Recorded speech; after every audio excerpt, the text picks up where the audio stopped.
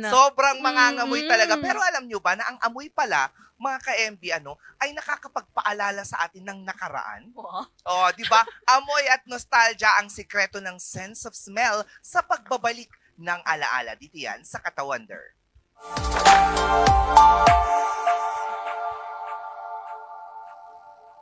Napaisip ka na ba kung bakit may mga amoy na familiar?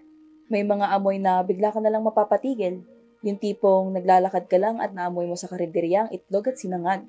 Then boom, childhood unlock. At may makakasalubong ka lang at maalala mo ang high school crush mo. Ang sense of smell natin or olfaction, according to Harvard researchers, scent takes a shortcut in our brain. Dumediretso ito sa amygdala at hippocampus, yung bahagi na may kinalaman sa emotion at memory. Di katulad sa ating other senses na dumadaan pa sa sorting area ng ating brain, ang amoy ay hindi na. Diretso na agad to sa limbic system o sa madaling salita ay ang headquarters ng utak natin. Ang tawag sa sensation na ito ay nostalgia. Nostalgia ay nanggaling sa Greek word na nostos na ang ibig sabihin ay return home. Algos o pain na originally nilalarawan ang psychological distress na kadalasang na-experience ng mga sundalo na gusto nang umuwi galing sa paglaban para sa bansa. Karaniwan itong may kinalaman sa mga sentimental na alaala ng pagkabata, family, friendships.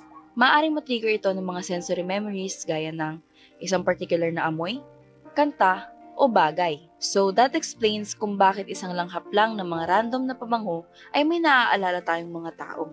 O ang mga amoy ng liniment.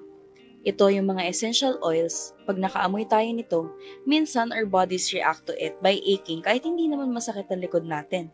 Muscle memory? Pero literal, scent is one of the strongest triggers of autobiographical memory. Ang mga moment na may core feels, nakakabit madalas sa isang specific na amoy. What you smell ay hindi lang pala basta amoy, may science behind it. Para siyang portal pabalik to your most treasured moments. Ikaw ba? Anong amoy nagpapaalala sa sa nakaraan? Ako, ang naalala kong amoy, yung gamot. Yung gamot na kulay green. Oo. Meron ba? Meron. Oo, yun. Yun yung Yun. kasi nga, pinabili sa akin yun ng nanay ko dati. Ay, pinakuha ng nanay ko yung dati sa akin nung bata pa lang ako. Kunin mo nga yung ganito. Yung katin mo, sabi ko sa kanya.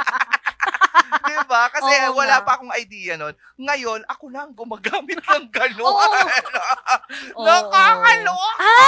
Yeah! Kasi more on ang mga gumagamit nun noon talagang mga lola, lolo. Yes, mga Newtanders. Newtanders Ngayon, kailangan talaga. ko na rin siya. Parang Ha? Oo. Oo.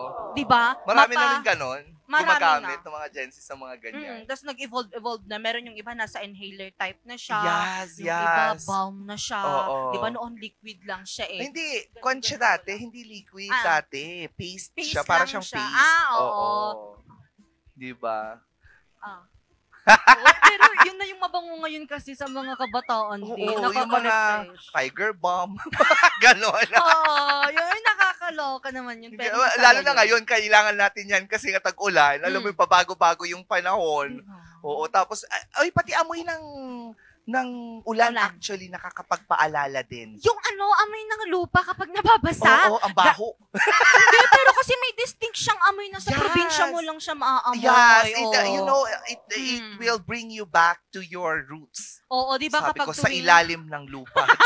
Hindi, tuwing umuulan kasi noon sa probinsya tapos may talagang malakas. Doon kasi kami naliligo. Ay, So, saan? Sa ulan. Sa ulan kayo naliligo? Oo. Paano kayo naliligo sa ulan? Like, ganyan. Kasi kami sa labas. Hindi, sa labas lang habang umuulan. Kaya naamoy Ay, namin yung naamoy namin yung lupa. Pero nakaka-happy din na itong Oo. mga amoy na ito, nakakapagpaalala sa'yo pabalik. Totoo. Oo, pagkain.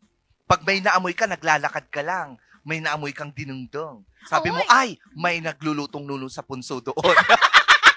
Naalala mo yun? Oo. Sa probinsya, sa mga puno-puno. Di ba? Kapag mayat-maya ka niya sa kalagitnaan ng field, bigla kang may maaamoy na dinengdeng. Eh, syempre, magtataka ka, saan galing yun? Eh, nasa gitna ka ng palayan. O, tapos, ay, may puno. Ay, may nagluluto doon. Ay, totoo. Oo. Pero iba talaga kapag may naaamoy ka talaga ngayon, parang feeling mo na lang, saan hindi ako tumanda? Real! Nung tayo'n matanda na, sana'y di tayo bago. Grabing energy mo, parang hindi basa yung likod.